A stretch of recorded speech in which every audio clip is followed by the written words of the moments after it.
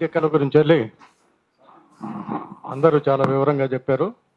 ఇంతకుముందు కూడా ప్రెస్ క్లబ్లో కూడా ఇదే రౌండ్ టేబుల్ కూడా జరిగింది. తెలుగు యూనివర్సిటీలో నిన్న మొన్న వచ్చిన వార్తలను కాక చూసినట్లయితే అక్కడ విద్యార్థులతో పాటు అక్కడ ఉన్న స్టాఫ్ కూడా ఉన్నారు. ముఖ్యంగా నిత్యానందరావు వైస్ ఛాన్సలర్ కూడా మేము ఇక్కడ 1 ఇంచు భూమి అంటే 1 ఇంచు కూడా మేము ఇవ్వమనేది ఆయన ఆంధ్రజ్యోతిలో వచ్చింది పేపర్లో. అంటే ఇక్కడ గమనించాల్సింది ఏంటంటే ఒకసారి యూనివర్సిటీ బాచుపల్లికి పోయిన తర్వాత ఇక్కడ ఉన్న స్ట్రక్చర్ తోటి వాళ్ళకి ఏం పని లేదు వాస్తవానికి.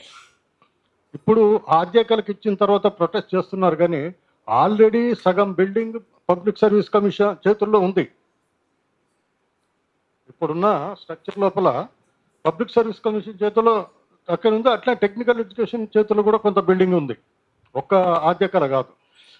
మనం చేయాల్సింది ఏంటంటే ముఖ్యమంత్రి కానీ లేకపోతే యోగితారాన ఒకసారి జీవో ఇచ్చిన తర్వాత వాళ్ళు ఈ క్యాంపస్ని వెకేట్ చేయాలి. ఇంతకుముందు మన పసునూరు రవీందర్ చెప్పినట్టు మాకు దూరం అవుతుంది దగ్గర అవుతుంది అనేది ముఖ్యం కాదు. నువ్వు దూరమైన పోవాలి, ఆదిలాబాద్లో పెట్టినా పోవాలి యూనివర్సిటీ, అంతనే కానీ నేను హైదరాబాద్లో ఉంటా లేకపోతే నా ఇంటి పక్కనే నేను క్లాస్ రూమ్లు పెట్టండి అంటే కుదరదు.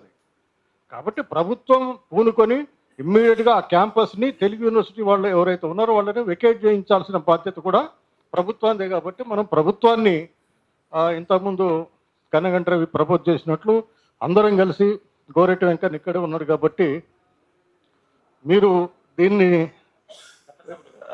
చట్టసభలో కాదు ముఖ్యమంత్రితోటి